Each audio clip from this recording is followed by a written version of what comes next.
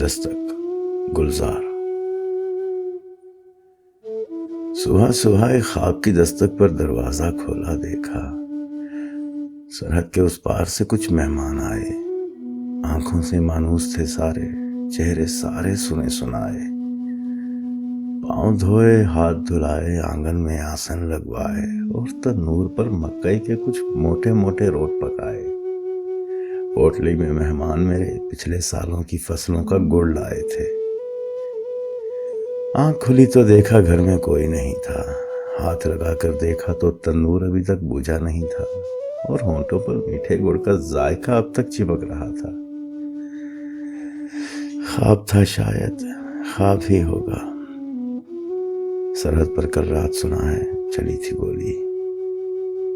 सरहद पर कल रात सुना है कुछ ख्वाबों का खून हुआ था।